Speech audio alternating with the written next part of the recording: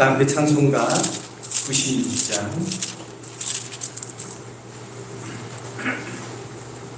찬송가 96장입니다.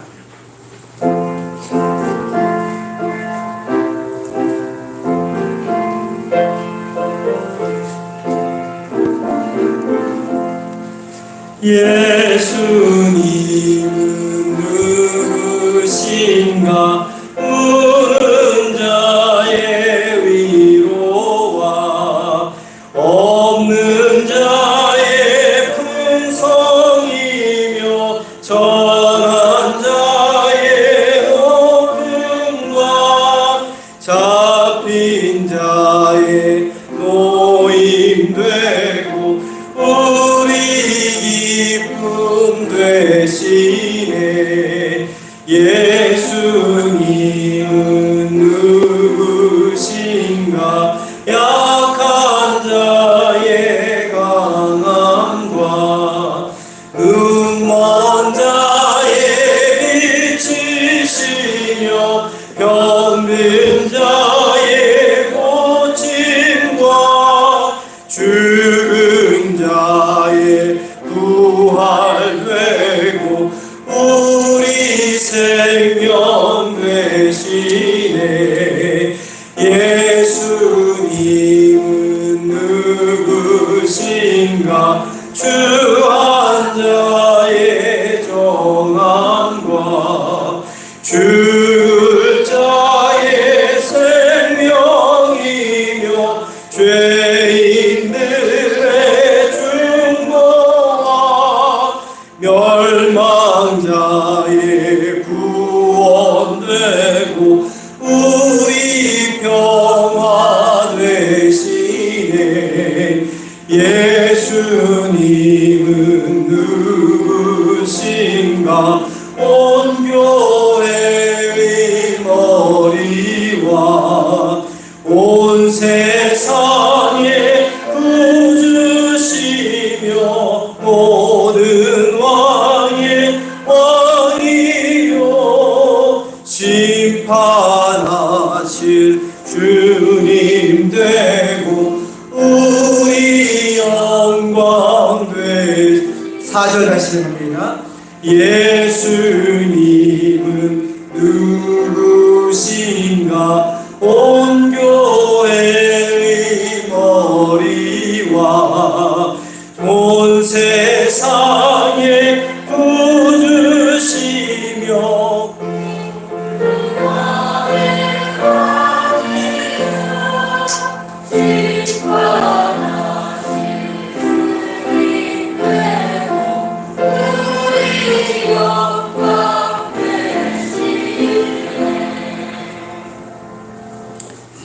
찬송가 304장, 94장 찬송합니다.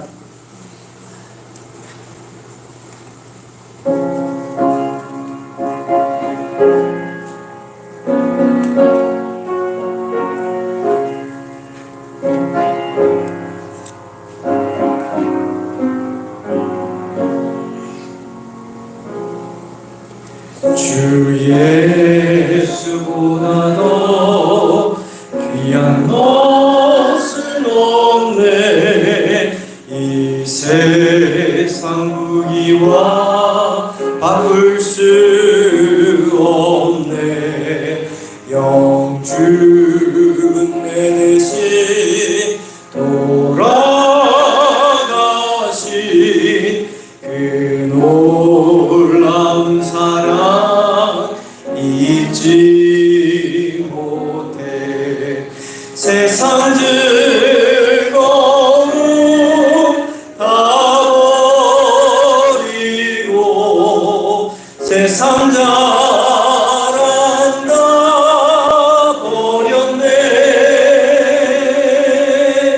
주 예수보다 더 귀한 것은 없네. 예수밖에는 없네. 주 예수보다 더 귀한 것은 없네. 이 세상 명예와 바꿀 수 없네. 이전에 즐기던 세상에도 주 사랑하는 마음 뺏지 못해. 세상 즐거움 다 버리고 세상 자랑 다 버렸네. 주 예수보다 더 귀한 것은 없네. 예수밖에는 없네. 주 예수보다 더 귀한 것은 없네. 이 세상 행복과 바꿀 수 없네. 유혹과 핍박이 몰려와도 주 섬기는 내 마음 변치 않아. 세상 즐거움 다 버리고 세상 자랑 다 버렸네. 주 예수보다 더 귀한 것은 없네. 예수밖에는 없네.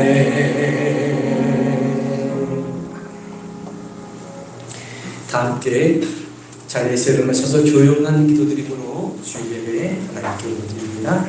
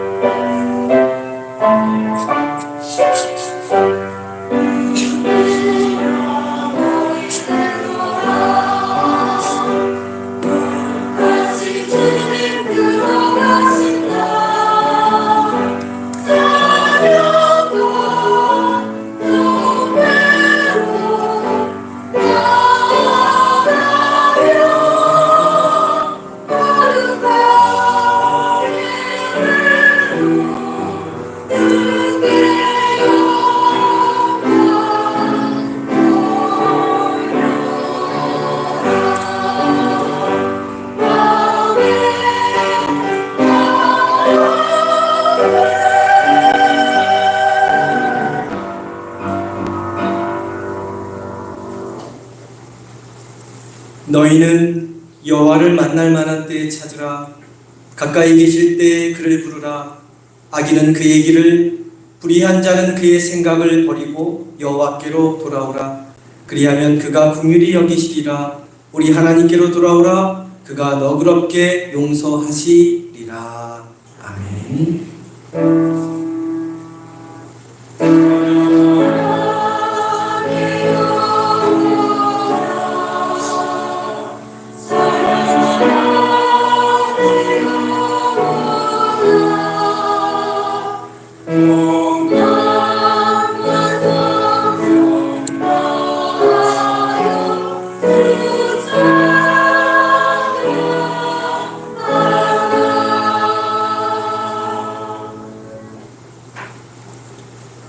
함께 경배와 찬양, 예수님을 위하여 찬양합니다.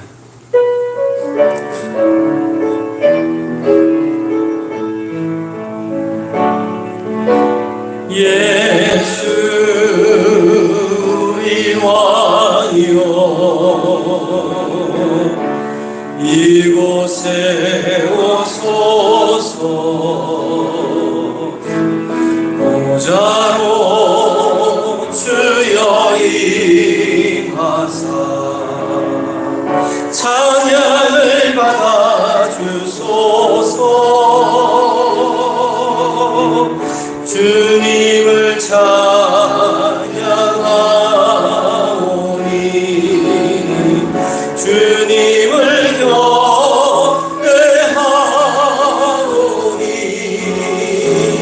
왕이신 예수여 오셔서 찾아와사 다스리. 우리 주님께 두 손 올려 찬양합니다. 예수 우리 왕이여, 예수 우리 왕이여, 이곳에 오소서. 보좌로 주여 임하사 찬양을 받아 주소서. 주님을 찬양하오니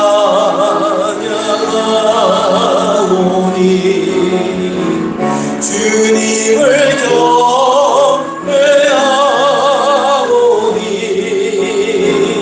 왕이신 예수여 오셔서 찾아와사 다스리소서.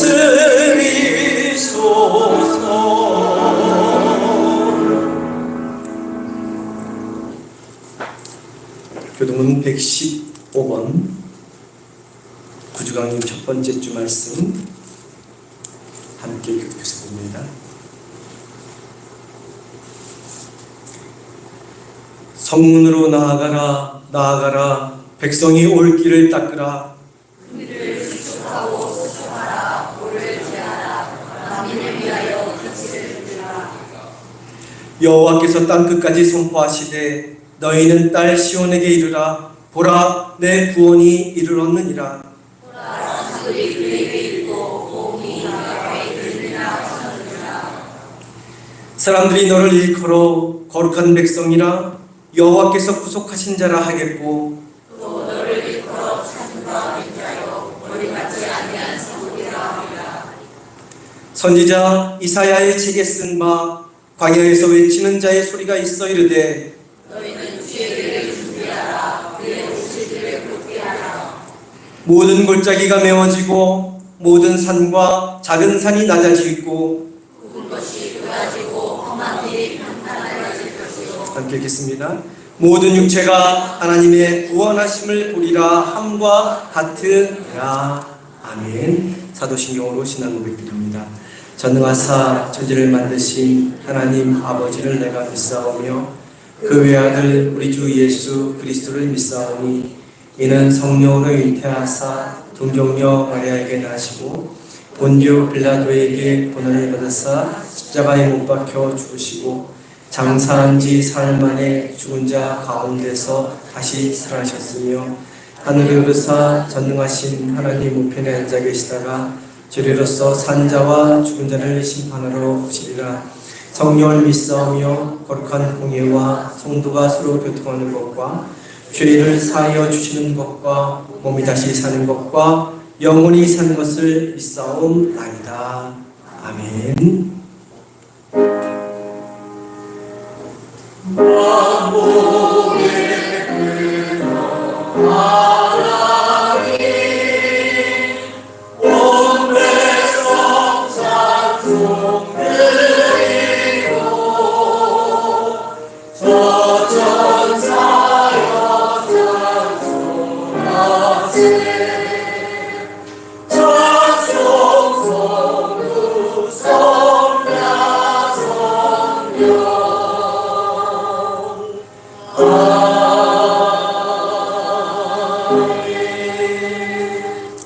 자리에 앉아주시기 바랍니다. 김연자 권사님 나오셔서 대표하여 기도해 주시겠습니다.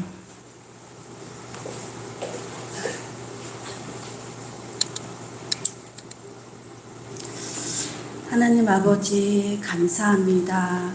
오늘도 거룩한 날 주님 전으로 불러주시고 인도하여 주신 하나님 아버지 감사합니다. 오늘도 신령과 진정으로 마음을 다하여서 하나님께 예배하기를 원하고 바라고 기도합니다. 하나님, 한 주간도 저희들의 삶을 돌아볼 때 너무나 연약하고 나약했습니다. 알면서도 모르면서도 또 습관처럼 지은 죄가 너무나 많습니다. 하나님 불쌍히 여겨 주시고 긍휼히 여겨 주시옵소서. 하나님, 오늘도 이 예배 가운데 말씀 충만, 성령 충만, 은혜 충만함으로 붙들어 주시옵소서. 저희들 말씀 가운데 찔림을 받아서 더 새롭게 변화되어지고 새롭게 또 힘을 얻고 살아가는 삶이 되게 허락하여 주시옵소서. 하나님 아버지, 이 시간도 성령님 의지하면서 저희들의 마음을 내려놓습니다. 분주한 마음을 내려놓습니다. 오직 말씀 안에서 바로 서고 아버지 귀한 음성을 듣는 귀한 시간 되게 허락하여 주시옵소서. 하나님 아버지, 오늘도 이 나라 민족을 불쌍히 여겨주시고 긍휼히 여겨주시옵소서. 너무나 연약하고 나약한 가운데 있습니다. 정치, 경제, 사회적으로도 문화적으로도 너무나 어렵습니다. 하나님, 이 나라를 하나님께서 붙들어 주시고 진정 이 나라의 지도자들이 하나님을 경외하며 신뢰하며 이 나라를 이끌어갈 수 있는 대통령과 이정자들이 다 되게 허락하여 주시옵소서. 하나님, 남과 북이 갈라져서 평화 통일을 이루고자 힘쓰지만 아버지, 전쟁은 하나님께 속하였다고 하셨습니다. 이 한반도에 전쟁이 일어나지 않게 하여 주시고 복음적으로 평화적으로 통일을 이룰 수 있도록 하나님 역사하여 주시옵소서. 하나님, 이 나라를 통하여서 열방을 향해 복음으로 나아갈 수 있게 도와주시고 땅끝까지 이르러 하나님의 깊은 사랑을 전할 수 있는 복된 나라가 될 수 있도록 인도하여 주시옵소서. 하나님 아버지, 상리교회를 사랑하시는 줄 믿습니다. 이 상리교회를 통하여서 하나님 기쁘시게 하나님 영광 올려드리는 이 교회 될 수 있도록 저희들을 인도하여 주시고 이 상리교회를 통하여서 많은 이웃들이 변화되어 하나님 성전으로 오는 귀한 은총을 베풀어 주시옵소서. 서로 사랑하며 섬기고 나누는 교회 되게 하시고 다음 세대가 든든히 세워져서 또 이 교회를 빛과 소금으로 이끌어갈 수 있는 우리 자녀들이 다 되게 허락하여 주시옵소서. 하나님, 통일을 준비하여서 통일이 되었을 때 크게 쓰임받는 교회 되게 허락하여 주시옵소서. 하나님 아버지, 연로하시고 병중에 계시는 성도님들이 너무나 많습니다. 병든 가운데에서도 연약한 가운데서도 하나님 피 묻은 손으로 만져주시고 치료 강선 비춰주셔서 몸 구석구석마다 치료하여 주시옵소서. 그 마음이 힘들고 어려울 때마다 하나님 말씀 붙들고 기도하며 찬양하며 다시 일어설 수 있는 힘을 하나님 허락하여 주시옵소서. 하나님, 이 시간 목사님 사랑하여 주시는 줄 믿습니다. 우리 담임 목사님 늘 강건케 붙들어 주시고 말씀으로 준비하실 때마다 늘 성령님 의지하면서 성령님 이끄시는 대로 그 입술을 주장하여 주시옵소서. 또 목사님 늘 건강 지켜주시고 피곤치 않도록 독수리와 같은 새 힘을 부어 주시옵소서. 오늘도 말씀을 통하여서 저희들 또 새 힘을 얻고 돌아가는 발걸음이 되게 허락하여 주시고 또 생활하는 삶 속에서도 승리할 수 있도록 인도하여 주시옵소서. 또 귀한 찬양으로 준비한 성가대를 축복하여 주시고 추운 날씨에도 건강 지켜 주시옵소서. 또 소리 없이 또 아버지 보이지 않게 헌신하시는 손길들이 너무나 많습니다. 그 손길 또한 하나님께서 복의 복을 더하여 주시고 축복하여 주시옵소서. 오늘도 하나님 아버지 홀로 영광 받으시기를 원하오며 예수님의 이름으로 기도드렸습니다. 아멘. 하늘에 계신 아버지, 이름 거룩하사 주님 나라 임하시고 뜻이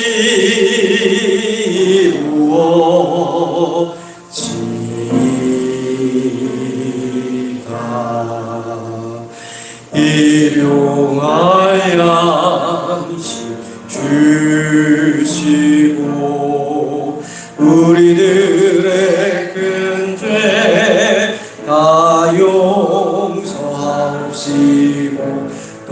시험에 들게 마시고 악에서 구원하소서.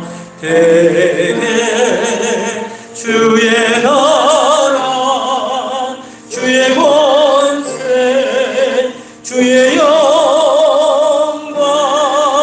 영원히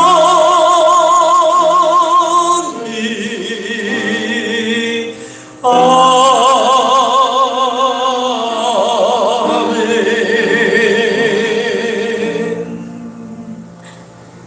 이 시간에 준비한 예물을 하나님께 돈 올리겠습니다.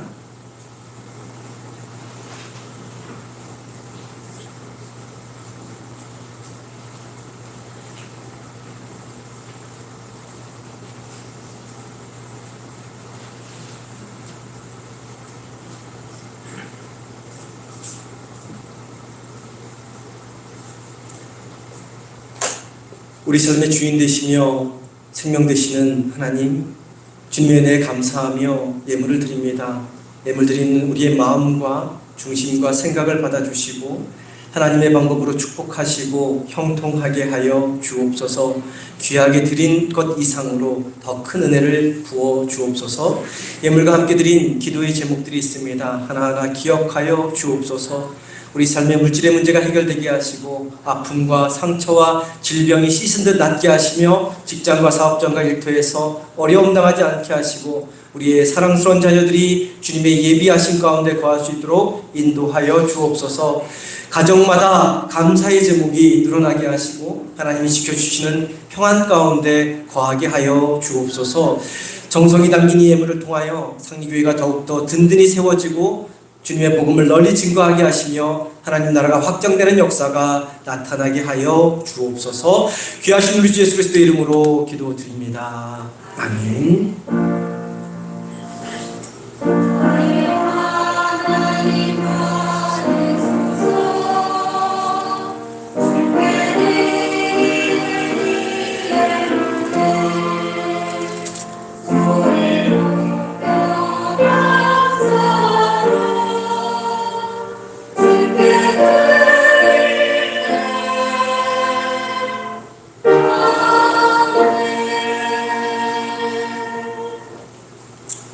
네, 귀하고 복된 날 주님의 성전에 나오신 성도님들을 환영하고 축복합니다. 옆에 계신 분들과 앞뒤에 계신 분들과 인사합니다. 하나님께서 함께 하십니다.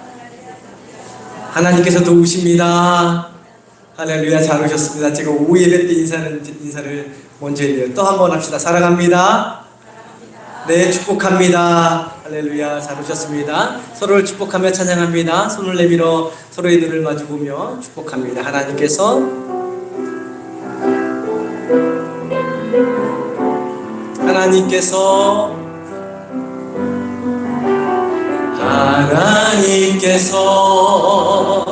당신을 통해 메마른 땅에 샘물 나게 서로를 바라보며 가난한 영혼 목마른 영혼 당신을 통해 주 사랑 알기 원하네. 아멘. 감사합니다. 교회 소식 전합니다. 네, 주님 오심을 기다리는 대강절 첫 주가 시작이 되었습니다. 이 땅에 소망, 평화, 기쁨, 사랑으로 오신 주님을 기다리는 은혜의 절기가 되기를 바랍니다. 첫 번째 주가 차례대로 밝아지면서 4주간 밝아지면서 주님 오심을 기다리는데 먼저 소망으로 오신 주님 한 주간 묵상하면서 그 주님을 기다리는 대림절기가 되기를 바랍니다. 오늘 오후 예배 후에는 당의 준비로 기획위원회로 오후 예배 후에 모입니다. 그리고 주일 오후 예배 후에 청년부 주최로 성탄 장식을 합니다. 우리 여성교회, 남성교회 좀 도와주실 수 있는 분들은 도와주셔서 손 하나 거들면 빨리 끝나니까 십시일반해서 성탄 장식 아름답게 할 수 있도록 그렇게 해주시기를 바랍니다. 다음 주 토요일 12월 9일 오전 10시 30분 교회에서 출발하는데 남선교회 단합대회가 있다고 합니다. 아마 철원 쪽으로 해서 이렇게 한 바퀴 돌고 오실 예정인데 참석하실 분들은 미리 남선교회 회장님에게 연락해 주시기를 바랍니다. 우리 해마다 하는 12월 행사입니다. 우리가 사랑의 쌀은 추수감사절 때 나누었고 사랑의 선물은 라면 70상자는 성탄절을 맞이하여 우리가 나누는 그런 행사를 계속합니다. 연천읍사무소에 사랑의 선물 성탄절 전에 전하도록 하겠습니다. 그리고 또 우리가 후원하는 교회 4군데가 있는데 그 교회에 사랑의 선물 나누는 그러한 시간이 있습니다. 속회별로 한 주, 2주 안에 준비하셔가지고 강단에 준 박스에 필요한 것들, 맛있는 것들, 뭐 이렇게 좀 사랑과 정성이 담뿍 담긴 그런 선물 세트 하나씩 속회별로 주보 뒤에 보면 담당 속회 있습니다. 담당 속회 2속회씩 묶었는데 이야기 나누셔서 사랑의 선물 나눌 수 있는 그러한 성탄 절기가 되었으면 좋겠습니다. 2023년 당에는 12월 10일 돌아오는 주일 예배 중에 드릴 것이고 구역회는 오후 예배 후에 그렇게 진행하도록 하겠습니다. 은혜롭게 잘 진행될 수 있도록 위에서 앞서 기도해 주시기를 바랍니다. 연천지방이 은혜롭고 평화로운 지방 되도록 기도해 주시고 우리 아프신 한우들 위해 기도해 주시기 바랍니다. 현은희 집사님 내일 12월 5일 오후 3시에 항암 치료, 5차 항암 치료 받는다고 합니다. 이렇게 연락을 주세요. 왜 연락을 줄까요? 왜 연락을 저한테 주실까요? 저 집사람한테 기도해 달라고. 그리고 성도님들과 함께 좀 기도해 주기를 바라는 마음에서 계속 이렇게 연락을 주십니다. 상황 보고해 주시고요. 기도해 주시기 바랍니다. 내일 오후 3시 항암치료 은혜 가운데 잘 치료받고 더 건강해질 수 있도록 온 교우가 합심해서 중보로 기도해 주시기 바랍니다. 아프신 한우들, 연로하신 한우들을 위해서도 함께 합심하여 기도해 주시기 바랍니다. 찬송가 287장 찬송합니다.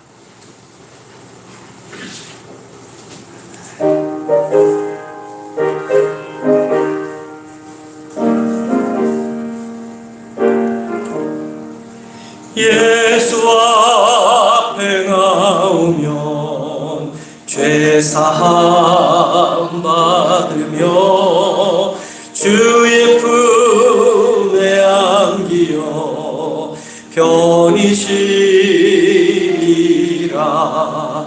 우리 주만 믿으면 모두 구원 얻으며 영생 복락 멸류관 확실히 받겠네. 예수 앞에 나와서 은총을 받으며 마음의 기쁨 넘치어 감사하리라. 우리 주만 믿으면 모두 구원 얻으며 영생 복락 멸류관 확실히 받겠네. 예수 앞에 설 때에 흰 옷을 입으며 밝고 빛난 내 집에 길이 살리라. 우리 주만 믿으면 모두 구원 얻으며 영생 복락 멸류관 확실히 받겠네. 오늘 우리에게 주시는 하나님의 말씀은 사무엘하서 12장 13절부터 25절까지 말씀입니다.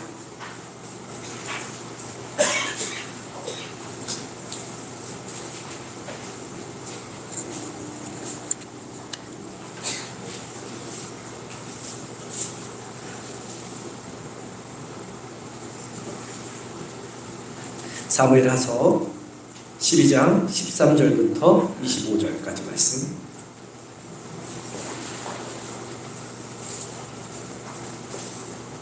구약성경 464면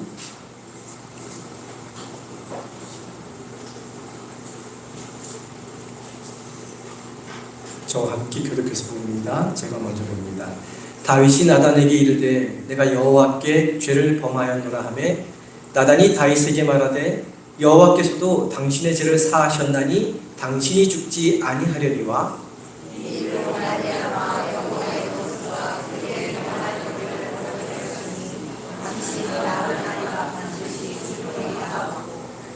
나단이 자기 집으로 돌아가니라. 우리아의 아내가 다윗에게 낳은 아이를 여호와께서 치심에 심히 앓는지라.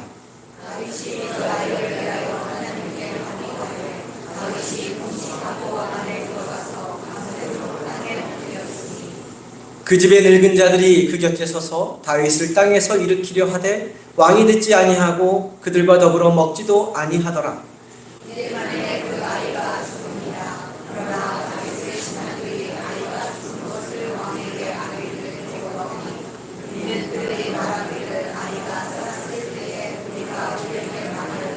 왕이 그 말을 듣지 아니하셨나니 어떻게 그 아이가 죽은 것을 그에게 아뢰 수 있으랴.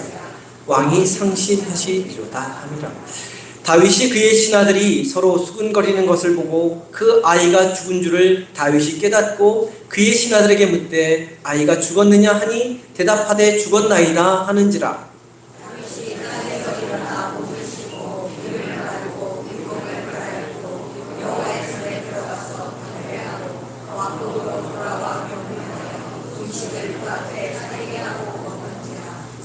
그의 신하들이 그에게 이르되 아이가 살았을 때에는 그를 위하여 금식하고 우시더니 죽은 후에는 일어나서 잡수시니 이 일이 어찌 됨이니까 하니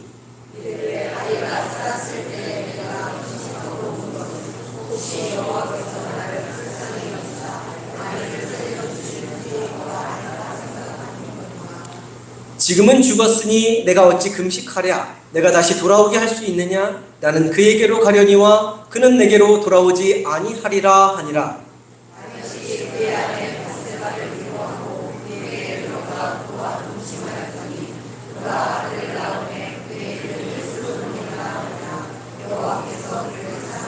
함께 읽겠습니다.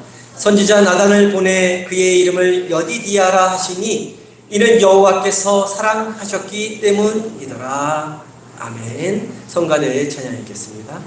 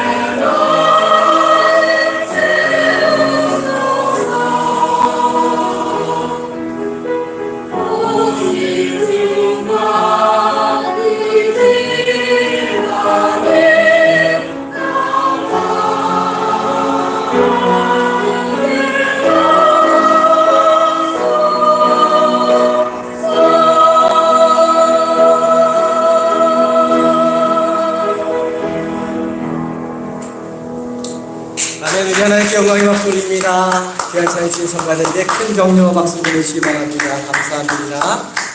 기도합니다. 주성령님, 이 시간 우리 가운데 임하셔서 우리 안에 어둠 몰아내게 하시고 밝은 빛을 비추어 주셔서 주님이 주시는 귀한 말씀 음성 듣게 하시고 마음속 깊이 새기게 하시고 그 음성이 삶이 됨으로 인해서 우리의 삶이 주님 안에서 기쁨과 감사와 찬양이 흘러넘치는 복된 삶이 되도록 인도하여 주옵소서. 귀하신 우리 주 예수 그리스도의 이름으로 기도드립니다. 아멘.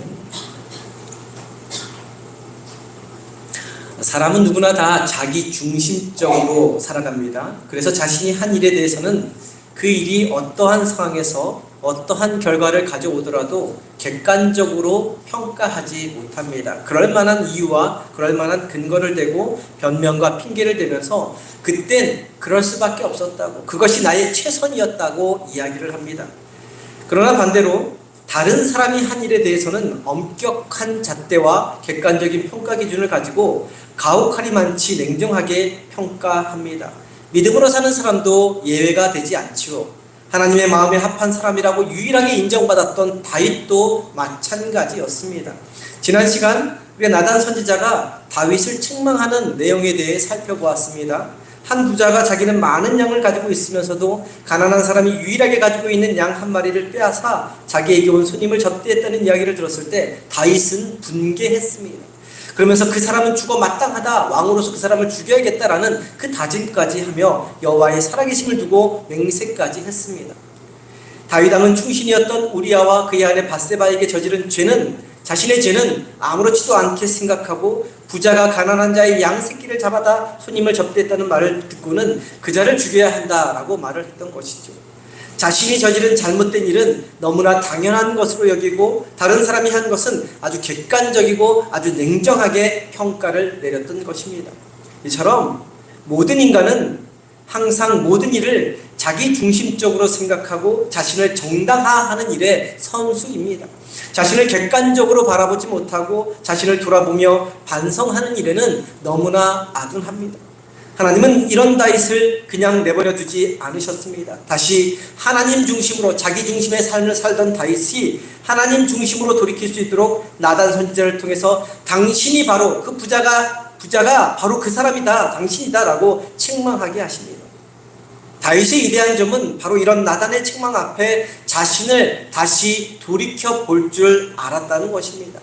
나단 선지자로부터 자신을 책망하고 치부를 드러내는 그 소리를 듣는 순간 다윗은 분노하지 않았습니다. 절대 권력을 지닌 왕으로서 이 나단 선지자를 죽일 수 있었음에도 불구하고 죽이려 하지 않았습니다.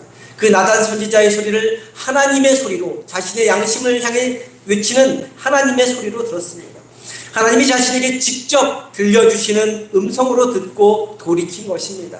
그 음성 앞에 자기 중심적이었던 다윗이 자신을 객관적으로 바라보고 평가하고 반성할 수 있게 된 것이죠. 그 나단 선지자의 책망 앞에 다윗에 굳어있던 강팍했던 양심이 다시 부드럽게 되돌아온 것입니다. 다윗은 그동안 잃어버렸던 신앙을 질책하고 책망하시는 그 하나님의 은혜로 회복될 수 있게 된 것이죠. 이처럼 하나님은 하나님의 자녀가 행하는 모든 일을 다 좋다고 보지 않으십니다. 하나님의 자녀로서 살아가면서 우리가 저지르는 잘못을 절대로 그냥 넘기시는 분이 아니십니다. 사랑하는 자녀가 치명적인 잘못을 했을 때 감싸주기만 하면 그 자녀는 10중 8구 비뚤어 자라기 쉽습니다.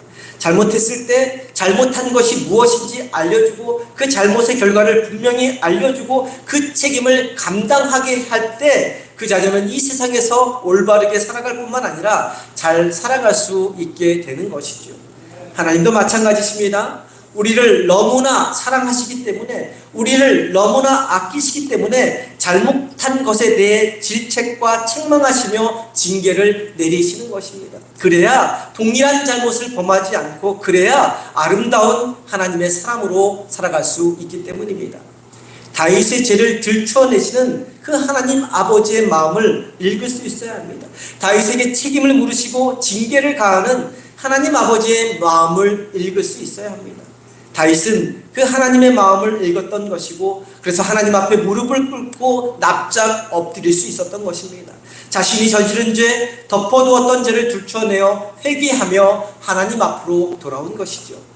그러면 자신의 죄를 솔직히 인정하고 자복하며 회개하는 자에게 어떤 하나님의 은혜가 임할까요? 먼저 회개할 때 생명을 얻게 됩니다. 13절 말씀 우리 한 목소리로 볼까요? 13절입니다. 함께 봅니다. 다윗이 나단에게 이르되 내가 여호와께 죄를 범하였노라 하매 나단이 다윗에게 말하되 여호와께서도 당신이 죄를 사하셨나니 당신이 죽지 아니하려니와. 만약 다윗이 나단 선지자의 책망을 받아들이지 않고 오리발을 내밀면서 자신의 죄를 끝까지 숨기거나 왕이니까 그게 무슨 큰 잘못이냐 하며 정당화시켰더라면, 그래서 회개하지 않았더라면 어떻게 되었을까요? 살아도 사는 것이 아니었을 것입니다. 이미 영적으로 죽어가고 있는데 완전히 영적인 죽음을 맞이했을 것입니다. 그러다 몸과 마음도 영혼도 죽음 가운데 들어갔을 것입니다. 다윗이 나단 선지자의 책망 앞에 내가 여호와께 죄를 범하였노라 라고 솔직히 자복하며 회개할 때 자신의 치부를 다 드러내면서 회개하지 않았겠습니까? 자신의 무엇을 잘못했는지 다 드러낸 겁니다. 그렇게 회개할 때 나단 선지자는 여호와께서도 당신의 죄를 사하셨나니 당신이 죽지 아니하려니와 라고 말해주고 있습니다. 나단 선지자의 이 말을 뒤집어서 생각하면 이런 뜻입니다. 만약 당신이 회개하지 않았더라면 그 죄로 인해 당신은 죽었을 것입니다 라고 이야기하는 것과 동일합니다. 여호와 하나님 보시기에 악을 행한 다윗, 그리고 하나님을 업신여겼던 다윗의 죄는 죽어 마땅한 죄였습니다. 율법을 살펴보아도 고의적으로 살인한 자는 죽이라고 말씀하고 있습니다. 만약 다윗이 끝까지 회개하지 않았다면 바세바의 아내 바세바의 남편 우리아를 고의로 죽인 다윗을 기다리고 있는 것은 죽음뿐이었을 것입니다. 갑자기 병으로 죽든지, 아니면 이스라엘의 왕 엘라나 시므리처럼 부하에게 암살을 당하든지, 아니면 사울왕이나 아합왕처럼 적과 싸우다 칼이나 화살에 맞아 죽든지 하나님의 진노로 죽임을 당하였을 것입니다. 죄의 힘은 너무나 강하고 질겨서 다윗 스스로의 힘으로는 절대로 끊을 수 없었습니다. 야고보 사도는 야고보서 1장 15절에서 다음과 같이 말씀하고 있습니다. 야고보서 1장 15절 말씀 한 목소리로 볼까요? 함께 봅니다. 욕심이 잉태한 즉 죄를 낳고 죄가 장성한 즉 사망을 낳느니라. 자기 중심적으로 살아가는 모든 사람의 마음에는 욕심이 있습니다. 욕심 없는 사람은 없습니다. 모든 사람의 마음 안에는 욕심이 있습니다. 근데 이 욕심이 잉태하면, 즉 욕심을 내 안에 있는 욕심을 세상 밖으로 표출하면 뭐가 된다는 거예요? 죄를 짓게 되는 것이라는 거예요. 욕심을 밖으로 부리면 그것이 죄가 된다는 것이고, 그 죄가 점점 자라나면 결국 뭐에 이른다고요? 사망, 죽음에 이르게 된다라고 말씀하고 있는 것입니다. 근데 이 사망의 올무, 죽음의 사슬을 끊을 수 있는 힘을 가진 것이 있습니다. 욕심으로부터 비롯된 죄의 힘을 이길 수 있는 것이 있습니다. 그것은 바로 회개입니다. 분명한 것은 우리가 하나님 앞에서 죄를 인정하고 시인하고 자복하고 회개하면 죄를 끊어낼 힘이 생기게 된다는 것이죠. 그래서 요한일서 1장 9절에서는 다음과 같이 말씀하고 있습니다. 요한일서 1장 9절 말씀 우리 한 목소리로 볼까요? 함께 봅니다. 만일 우리가 우리 죄를 자백하면 그는 미쁘시고 의로우사 우리 죄를 사하시며 우리를 모든 불의에서 깨끗하게 하실 것이요. 자백하면, 회개하면 깨끗하게 하신다는 겁니다. 죄를 사해 주신다는 거예요. 사탄은 우리 안에 있는, 모든 사람 안에 있는 욕심을 부추깁니다. 그래서 죄를 짓게 만들어 죄와 사망의 쇠사슬로 꽁꽁 묶어서 우리를 끌고 다니면서 판단하고 정죄합니다. 너 같은 것은 쓸모없는 인간이라고 저주하며 우리를 무섭게 몰아갑니다. 너는 구제불능이라고, 너는 늘 똑같은 죄를 범하는 연약한 인간이라고, 그러니 하던 대로 계속하라고, 죄를 숨기고 덮고 모른 척하라고 끊임없이 우리 곁에서 속삭입니다. 사단은 강력한 힘으로 죄를 범한 자를 끌고 다니면서 두려움과 공포심에 사로잡혀 살게 만듭니다. 그러나 내 안에 숨겨진 죄를 드러내는 것이 힘들고 또 수치스럽고 죄에 대한 책임을 져야 하는 고통이 따르지만, 하나님 앞에 나아가 회개하면 놀랍게도 죄와 사망의 힘, 죄와 죽음의 권세가 사라지게 되는 것입니다. 죄의 힘, 사탄의 힘보다 더 강력한 하나님의 은혜의 힘이 다시 내 안에 작동되고 우리 안에 평안과 위로가 임하게 되는 것이죠. 그것이 바로 회개하는 자에게 주어지는 축복인 것입니다. 그런데 이와 같은 회개는 한 번 하고 끝나는 것이 절대로 아닙니다. 평생 세수 한 번만 아니 몇 번만 하는 사람 계십니까? 없을 것입니다. 하루에도 수시로 몇 번 세수하는 사람들도 있을 것입니다. 얼굴이 지저분해지고 무엇이 묻어 있는데 그냥 그대로 지저분하고 묻어 있는 채로 사는 사람도 없을 것입니다. 며칠씩 미룬 다음 떼어내는 사람도 없을 것입니다. 내 몸이 조금이라도 더럽고 냄새 난다는 것을 안다면 씻을 수 있는 기회가 있을 때마다 바로바로 씻어낼 것입니다. 우리가 알게 모르게 짓는 죄도, 그래서 우리의 몸과 마음과 영혼에 깃든 죄의 찌꺼기도 그렇게 세수하고 몸을 씻듯 바로바로 회개함으로 씻어내야 한다는 것입니다. 사랑하는 성도님, 하나님 앞에서 우리 자신을 한번 정말 자기중심적이 아니라 정말 객관적으로 냉철하게 나 자신을 한번 잘 돌아보시기 바랍니다. 우리가 어디 한 번만 죄를 짓고 맙니까? 하루에도 얼마나 많은 죄를 우리의 입술로, 우리의 생각으로, 우리의 마음으로, 우리의 행동으로 짓습니까?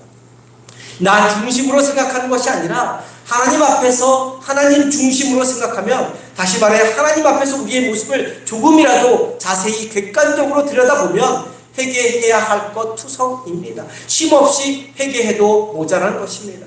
만일 내가 하나님 앞에 회개할 것이 하나도 없다는 생각이 든다면 그 회개할 것이 없다는 생각조차 회개해야 하는 것입니다.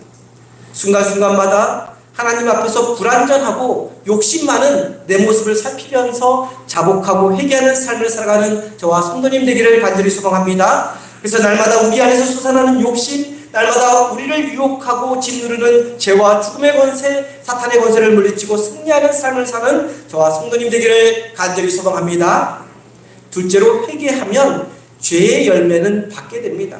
회개할 때 죄의 용서를 받고 생명을 얻게 되지만 그와 동시에 죄를 지은 결과에 대한 책임은 져야 한다는 것입니다. 그런데 사실 죄의 결과에 책임을 진다는 것, 이 또한 하나님의 은혜인 것입니다. 우리 사무엘하서 12장 14절 말씀 한 목소리로 보겠습니다. 12장 14절 말씀 함께 봅니다. 이 일로 말미암아 여호와의 원수가 크게 비방할 거리를 얻게 하였으니 당신이 낳은 아이가 반드시 죽으리이다 하고, 우리는 여기서 다윗이 그만큼 울면서 회개했음에도 불구하고 왜 하나님이 깨끗하게 용서하지 않으시고 원수들 앞에서, 적들 앞에서 많은 비방을 당하게 하며 태어날 아이를 죽게 하셨는지 의문을 품을 수 있습니다. 사실 다윗은 하나님께 죄를 자백한 후 많이 울면서 회개를 했습니다. 여호와여, 내가 수척하였사오니 내게 은혜를 베푸소서. 여호와여, 나의 뼈가 떨리우니 나를 고치소서. 내가 탄식함으로 피곤하여 밤마다 눈물로 내 침상을 띄우며 내 혀를 적시나이다 라고 이렇게 회개하며 간절히 고백하며 나아갔습니다. 그런데 하나님은 이렇게 간절히 참여하고 회개하는 다윗에게 너희 모든 죄를 없는 것으로 하자 말씀하시지 않으셨습니다. 앞으로 원수들에게 많은 비방과 많은 회방을 받을 것이며 우리 아내와의 사이에서 태어난 아이가 죽을 것이다 라고 말씀한 것이죠. 사랑의 하나님이라면서, 용서의 하나님이라면서 왜 죄에 대한 책임을 물으시는가 생각할 수 있습니다. 진심으로 참여하고 회개하면 다 용서해 주셔야 하는 것 아닌가? 왜 죄의 열매까지 없애주시지는 않는가? 왜 이런 징계를 내리시며 죄값을 치르게 하시는가? 사실 우리 머리로는 이해가 잘 되지 않습니다. 회개하는 자에게 죄의 책임을 물으시고 죄값을 치르게 하시는 하나님이 우리 입장에서는 쉽게 이해가 안 되지만 하나님의 입장에서 생각하면 이해할 수 있는 부분이 있습니다. 그러면 하나님은 왜 그렇게 하셨을까요? 왜 죄의 책임을 물고 왜 원수의 비방을 받게 하고 아이를 죽게 하셨을까요? 두 번 다시 그런 죄를 똑같이 범하지 않도록 경각심을 주기 위해서입니다. 그리고 우리에게 죄가 얼마나 무서운 결과를 가져오는지 깊이 각인시켜 주시기 위해서 그러신 것입니다. 사실 다윗과 바세바 사건은 그냥 우발적인 사건이 아닙니다. 충동에 의해서 일어난 사건이 아닙니다. 어떻게 보면 아주 오랫동안 잘못된 죄의 습관에서 기인한 것입니다. 다윗은 오래전부터 결혼에 있어서 하나님 말씀을 따르지 않았습니다. 많은 아내를 주지 말라는 말씀을 따르지 않았습니다. 사울에게 쫓기면서도 여러 명의 부인을 두었습니다. 그리고 왕이 된 후에는 더 많은 부인을 두었습니다. 헤브론에서 왕이 되었을 때도, 예루살렘으로 도성을 옮기고 나서도 또다시 아내를 더 취했습니다. 이렇게 많은 아내를 두었음에도 불구하고 다윗은 충성스러운 신하의 아내까지 겁탈했던 것이죠. 그래서 하나님은 그냥 넘어가지 않으시고 원수들로부터 큰 비방과 해방을 당하게 하신 것입니다. 이런 문제들로 인한 죄의 결과가 얼마나 참혹하고 무서운지를 깊이 가르쳐 주심으로써 두 번 다시는 하나님의 말씀을 거역하지 않도록 하신 것입니다. 그래서 또다시 죄악의 길, 죽음의 길, 멸망의 길로 가지 않게 하신 것이죠. 그렇기 때문에 죄의 결과에 책임을 지고 죄값을 치르게 하는 것, 이 일 또한 하나님의 은혜요, 하나님의 사랑이 개입된 일이다 할 수 있는 것입니다. 근데 오늘 말씀을 보면 죄의 열매, 곧 죄값을 받아들이는 다윗의 모습을 통해 우리가 배워야 할 또 다른 신앙인의 자세가 하나 더 있습니다. 하나님의 계획과는 달리 다윗은 아이만큼은 살리려고 하나님 앞에 간절히 구한 것입니다. 이미 나단 선지자를 통해 아이가 반드시 죽을 것이다 라는 이야기를 들었음에도 불구하고 그 아이를 살리기 위해 간절히 부르짖어 기도한 것입니다. 16절 17절 말씀 한 목소리로 봅니다. 16절 17절입니다. 함께 봅니다. 다윗이 그 아이를 위하여 하나님께 간구하되 다윗이 금식하고 안에 들어가서 밤새도록 땅에 엎드렸으니 그 집의 늙은 자들이 그 곁에 서서 다윗을 땅에서 일으키려 하되 왕이 듣지 아니하고 그들과 더불어 먹지도 아니하더라. 다윗은 아이를 위해서 아이가 죽기 전 7일 동안 밤새도록 땅바닥에 엎드려 금식기도 하면서 하나님께 울면서 메어 달렸습니다. 아늑하고 화려한 왕의 침상이 아닌 땅바닥에 엎드려 잠도 자지 않고 거기서 간절히 금식하며 기도했던 것입니다. 기도하다 잠이 쏟아져도 그 땅바닥에 쪽잠을 자며 그렇게 애절하게 7일간의 시간 동안 기도해 나갔던 것입니다. 하나님이 이미 그 아이는 죽을 것이라고 말씀하셨음에도 다윗이 이렇게 애절하게 간곡히 하나님께 그 아이의 생사를 놓고 기도하는 이유는 무엇일까요? 그 아이는 다윗 자신의 죄로 인해 태어난 아이이고 이 아이가 고통받고 죽게 된 것은 자신의 죄값이었기 때문이었습니다. 그래서 차라리 자신이 그 죄값을 대신 받고자 하는 심정으로 식음을 전폐하며 밤낮으로 땅에 엎드려 하나님께 부르짖어 메어 달린 것입니다. 이미 용서는 받았지만 자신의 죄값으로 죽게 된 그 아이를 끝까지 포기하지 않고 하나님께 메어 달리는 것, 이것이 바로 다윗의 위대함이라 할 수 있습니다. 다윗 역시 우리와 똑같이 여전히 부족하고 여전히 죄짓는 인간이지만 하나님의 책망 앞에 자신의 죄를 바로 깨닫고 회개하며 용서받았을 뿐만 아니라 자신의 죄값에 책임을 지고 끝까지 하나님 앞에 자신의 마음을 쏟아놓는 모습, 전심으로 하나님 앞에 나아가는 모습, 바로 이 모습이 다윗으로부터 우리가 배워야 하는 신앙인의 자세라는 것입니다. 그런데 그 아이가 죽지 않도록 다윗이 이와 같이 간곡하게 애절하게 부르짖어 기도한 결과가 어떻게 되었습니까? 18절 말씀을 보면 이래 만에 곧 7일 만에 그 아이가 죽었다라고 말씀하고 있습니다. 밤낮을 가리지 않고 식음을 전폐하며 땅에 엎드려 간곡히 기도한 결과가 아이의 죽음이었습니다. 신하들은 감히 아이의 죽었다는 소식을 다윗에게 전할 수가 없었죠. 다윗은 수군대는 신하들의 모습을 보면서 아이가 죽었다는 것을 알게 되었습니다.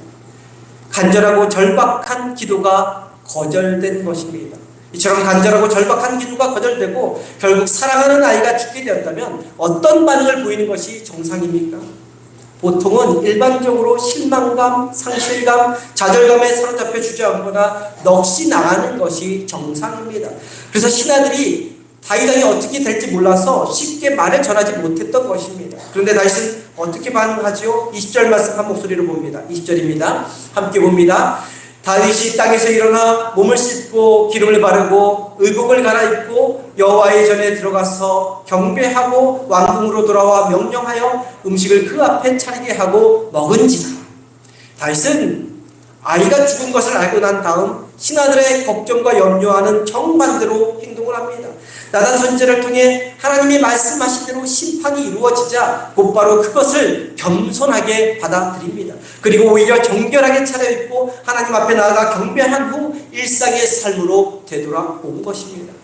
이러한 모습을 의아하게 여긴 신하들이 왜 다윗 왕이시여 그렇게 행동하십니까? 라고 묻습니다. 그러자 다윗은 다음과 같이 대답합니다. 22절 23절 말씀 한 목소리로 봅니다. 함께 봅니다. 이르되 아이가 살았을 때에 내가 금식하고 운 것은 혹시 여호와께서 나를 불쌍히 여기사 아이를 살려주실는지 누가 알까 생각함이거니와 지금은 죽었으니 내가 어찌 금식하랴. 내가 다시 돌아오게 할 수 있느냐. 나는 그에게로 가려니와 그는 내게로 돌아오지 아니하니라 한다. 읽은 말씀 그대로 다윗이 금식하며 땅에 엎드려 밤낮으로 기도한 이유는 하나님이 불쌍히 여겨주셔서 아기의 생명을 회복시켜 주시지는 않을까 하는 마음으로 했던 것입니다. 그리고 그 일을 중단하고 일상의 삶으로 돌아온 이유는 이미 하나님의 심판이 내려졌는데 그것 때문에 근심하는 것은 옳은 일이 아니라고, 그 심판의 결과, 하나님의 결과를 받아들이는 것이 당연한 것이라고 이야기한 것입니다. 비록 자신의 간절한, 애절한, 간곡한 기도가 이루어지지는 않았지만 그 모든 것 안에 자비롭고 선하신 하나님의 뜻이 있다는 것을 인정한 것입니다. 그 심판을 이루신 하나님의 주권을 온전히 받아들였다는 것이죠. 이처럼 다윗은 언제 하나님께 매달려야 하고 언제 하나님 앞에서 포기해야 하는지 정확히 알고 있었고 그대로 행동에 옮긴 것입니다. 포기해야 할 때와 포기하지 말아야 할 때를 분간하는 일, 이것은 신앙인으로서 우리가 다윗에게 배워야 할 또 하나의 자세입니다. 대부분의 사람들이 포기해야 할 때를 잘 분간하지 못해 얼마나 어려운 일들을 보냅니까? 어려운 일을 겪습니까? 또 포기하지 말아야 할 일을 포기함으로 얼마나 힘든 시간을 보냅니까? 무엇인가 우리가 하나님 앞에 구할 때 응답이 올 때까지 포기해서는 안 됩니다. 다윗처럼 모든 것을 다 내려놓고 땅에 엎드려 간절히 간곡히 부르짖으며 기도하며 나아갈 수 있어야 합니다. 그리고 기도한 것과는 정반대의 응답이 주어졌을 때는 과감히 포기할 수 있어야 합니다. 미련이나 원망이나 상심하는 것이 아니라 하나님의 뜻을 받아들이고 인정하고 과감하게 포기할 수 있어야 합니다. 간절한 기도에 대한 거절도 선하시고 자비로우신 하나님의 응답으로 받아들일 수 있어야 하고 하나님의 주권 앞에 포기할 줄 알아야 합니다. 이것이 바로 우리가 다윗으로부터 배워야 하는 신앙인의 자세입니다. 그런데 이제 죄에 대한 회개와 용서, 죄값에 대한 책임과 그로 인한 1차적인 심판은 끝이 났습니다. 근데 하나님은 죄값을 심판하시는 것으로, 아이를 죽게 하는 것으로만 끝내지 않으셨습니다. 다윗을 위로하시고 다윗을 회복시켜 주십니다. 24절과 25절 말씀인데요. 24절 25절 말씀 한 목소리로 보겠습니다. 다윗이 그의 아내 밧세바를 위로하고 그에게 들어가 그와 동침하였더니 그가 아들을 낳음에 그의 이름을 솔로몬이라 하니라. 여호와께서 그를 사랑하사 선지자 나단을 보내 그의 이름을 여디디아라 하시니 이는 여호와께서 사랑하셨기 때문이더라. 우리가 함께 읽은 말씀 15절 말씀, 앞에 15절 말씀을 보면, 성경 가지고 계신 분들 15절 말씀을 보면 밧세바를 밧세바라고 부르지 않습니다. 그냥 우리아의 아내라고 부릅니다. 아직 다윗의 아내로 인정받지 못한 것입니다. 그런데 함께 읽은 말씀 24절에서는 우리아의 아내라 하지 않고 그의 아내 밧세바, 그러니까 다윗의 아내 밧세바라 칭하고 있습니다. 하나님이 이제 밧세바를 다윗의 부인으로 인정해 주신 것입니다. 그리고 솔로몬이라는 새로운 자녀를 허락해 주신 것이죠.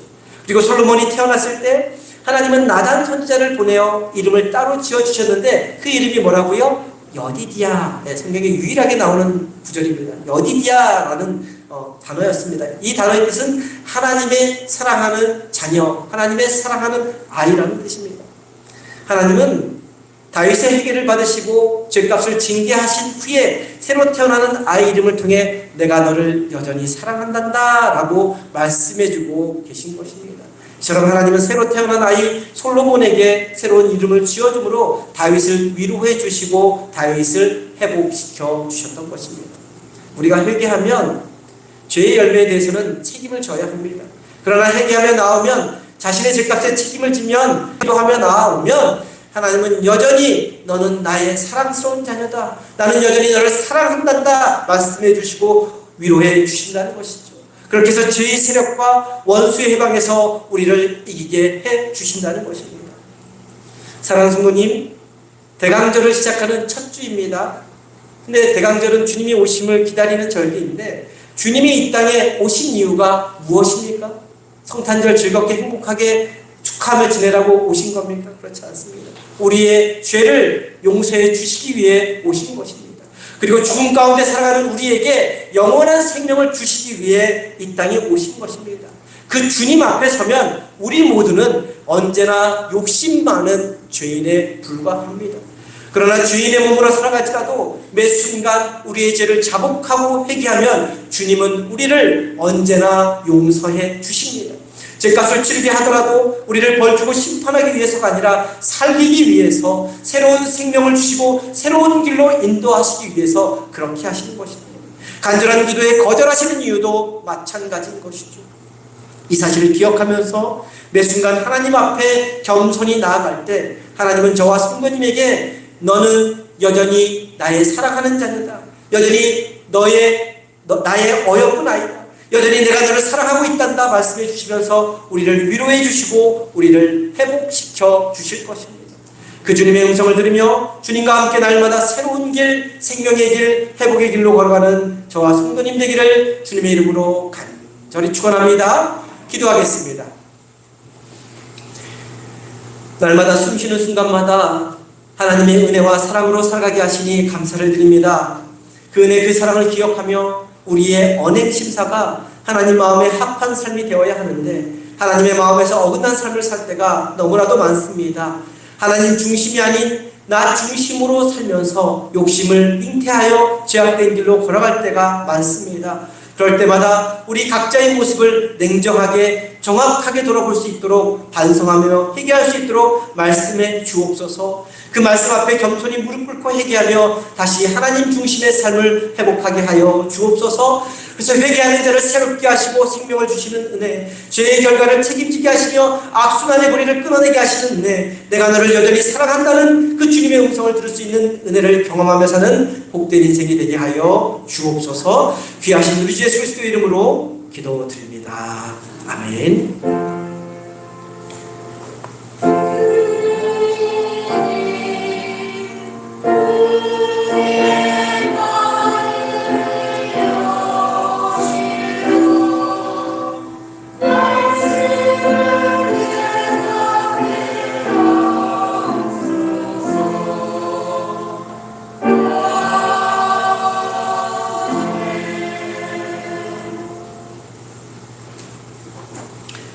다 함께 자리에 일어나셔서 찬송가 304장 찬송하겠습니다.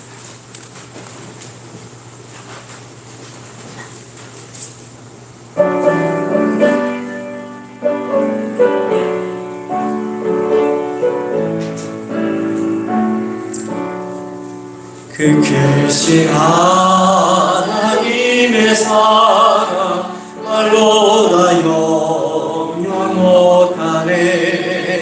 저 높고 높은 별을 넘어 이 낮고 낮은 땅 위에 죄먹은 영혼 구하려 그 아들 보내사 화목제를 삼으시고 죄 용서하셨네.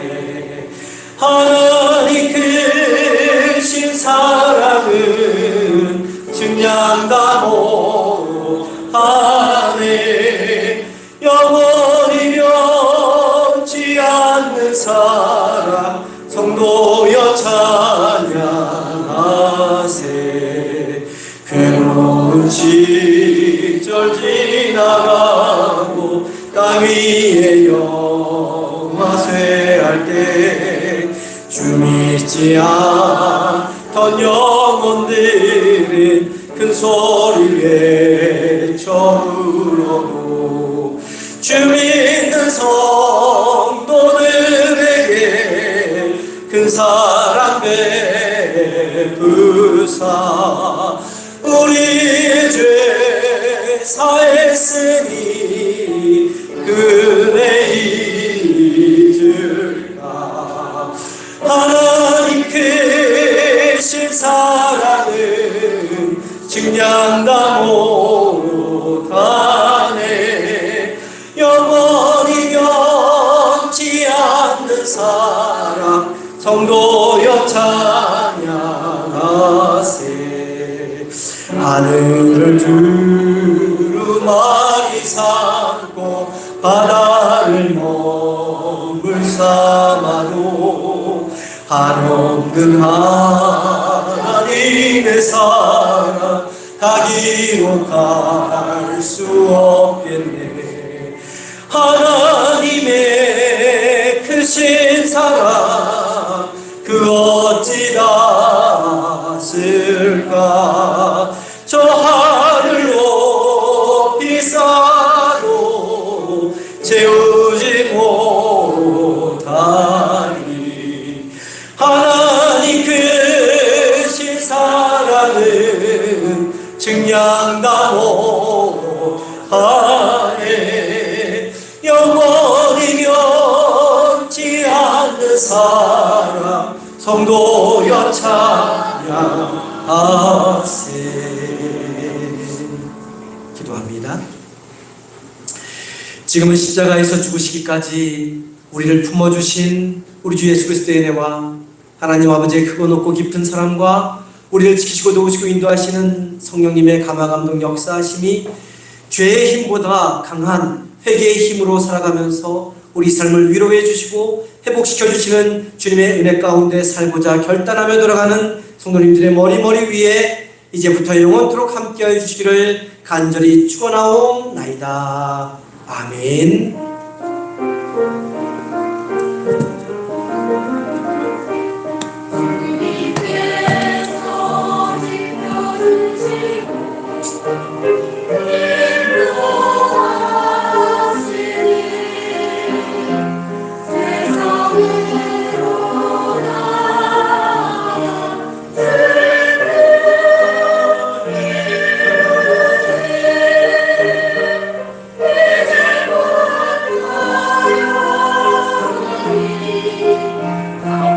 주와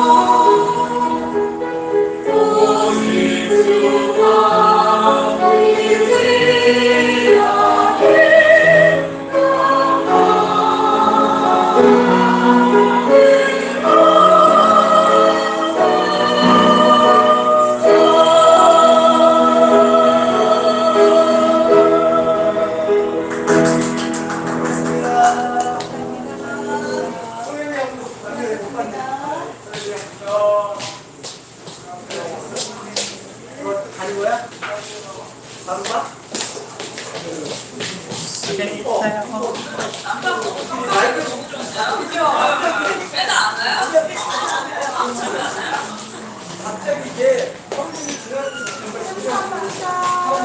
근데 이거는 아까 잘 드시긴 하셨는데 해보자.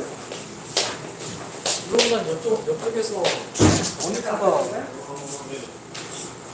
여기서 말씀하실 때 이게 왜냐면 이거랑